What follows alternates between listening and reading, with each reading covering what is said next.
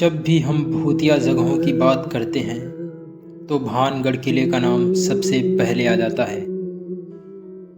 कहा जाता है कि यहाँ आज भी दीवारों पर कान लगाने से आत्माओं की आवाज़ें सुनाई देती हैं और ऐसा महसूस होता है कि वे हमसे कुछ कहने का प्रयास कर रही हैं। शाम के बाद पर्यटकों को इस किले में ठहरने नहीं दिया जाता है। और क्यों? भारतीय पुरातत्व सर्वेक्षण ने इस जगह पर आज तक अपना कोई ऑफिस नहीं बनाया है। इस बात का पता हमें यहाँ की कहानी सुनकर ही चलेगा। चलिए साथियों, शुरू करते हैं कहानी को। वैसे तो हम सभी ने भानगढ़ किले की कहानियों के बारे में सुना या पढ़ा ही होगा। यह जगह काफ़ी भूतिया मानी जाती है। भानगढ़ किला लगभग 400 साल पुराना है।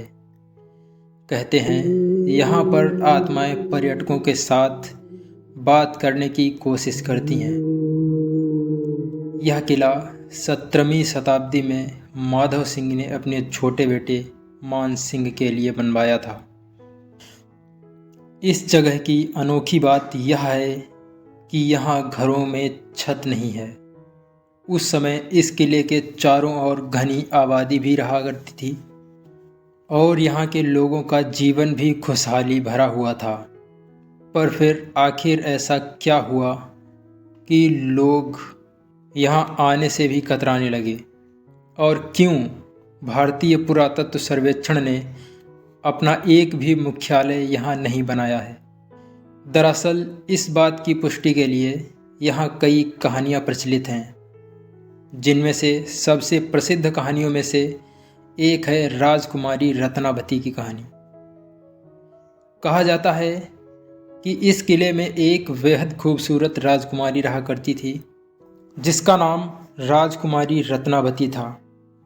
कहा जाता है कि राजकुमारी रत्नावती की सुंदरता की चर्चा बाहरी राज्यों तक थी। एक दिन राजकुमारी रत्नावती अपनी सहेलियों के साथ बाजार गईं। वहाँ वे एक इत्र की दुकान पर रुककर अपने लिए इत्र खरीदने लगीं। तभी पास में खड़े सिंघिया सेवड़ा नाम के व्यक्ति की नज़र उन पर पड़ जाती है। सिंघिया सेवड़ा उसी राज्य का रहने वाला था जिसे काले जादू का महारथी माना जाता था। राजकुमारी रत्नावती की सुंदरता को देखते ही वह उन पर फिदा हो गया और सोचा कि वह राजकुमारी को किसी भी कीमत पर हासिल करके मानेगा। तभी वह राजकुमारी की पसंद की हुई इत्र पर वशीकरण का काला जादू कर देता है और सिंघिया सेवड़ा को यह करते हुए राजकुमारी की एक सहेली ने देख लिया। पर उसने वहाँ सिंघिया सेवड़ा के डर के कारण राजकुमारी को कुछ नहीं बताया। पर बाजार से आते समय वह राजकुमारी को सारी घटना बताती है, जिससे राजकुमारी उस शीशी को चट्टान पर पटक कर तोड़ देती हैं। उस तांत्रिक द्वारा किए गए वशीकरण का प्रभाव इतना था कि जो भी उस इत्र को लगाता वो उसकी ओर खिंचा चला आता। अब जब शीशी टूट गई थी तो वह इत्र चट्टान पर लग गई, जिससे वह चट्टान सिंघिया सेवड़ा की तरफ उड़ चली। जब सिंघिया सेवड़ा ने चट्टान को अपनी ओर आते हुए देखा तो उसे लगा राजकुमारी उसके ऊपर बैठकर आ रही है। इसलिए उसने उस वशीकरण युक्त इत्र को आदेश दिया कि वह उस चट्टान को सीधे उसके सीने पर उतार दे। पर जब चट्टान उसके पास आई तब उसे सच्चाई का पता चला। तभी सिंघिया सेवड़ा ने मरने से पहले ही जल्दबाजी में राजकुमारी को श्राप दिया कि जल्द ही इस इलाके में रहने वाले हर व्यक्ति की दर्दनाक मौत हो जाएगी और उनकी आत्माएं हमेशा के लिए उसी किले में भटकती रहेंगी।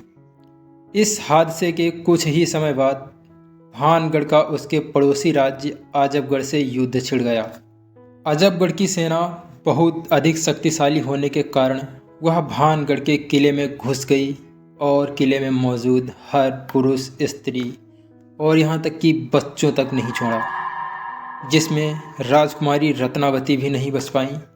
कहा जाता है कि इस कत्लेआम के बाद ही वह किला श्रापित हो गया, जिसके बाद मारे गए मासूम लोगों की आत्माएं किले के अंदर ही भटकने लगीं और स्थानीय लोगों को वहाँ से इंसानों के रोने की आवाज़ें आती थीं और उस किले के पास जाने वाले लोगों के गायब होने की घटनाएं बढ़ने लगीं, जिससे कि कुछ ही समय में किले के पास रहने वाले लोग यहाँ से पलायन कर गए और देखते ही देखते यह किला और उसके पास का इलाका वीरान हो गया। इसके अलावा साथियों, इस किले के भूतहा होने के पीछे एक और भी कहानी है। कहा जाता है कि जिस धरती पर भानगढ़ किला बना हुआ है वह गुरु बालूनाथ नामक तपस्वी की भूमि थी।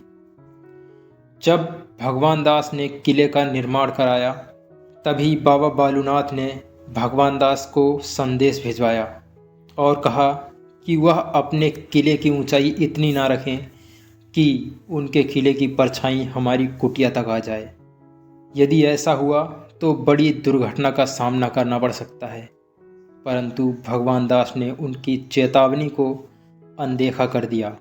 जब वह किला बनकर तैयार हुआ तो उसकी परछाई बाबा की कुटिया तक पहुंच गई, जिससे बाबा ने श्राप दे दिया कि भानगढ़ पूरी तरह तबाह हो जाए। वैसे साथियों, आप लोग इस भानगढ़ किले के बारे में क्या सोचते हैं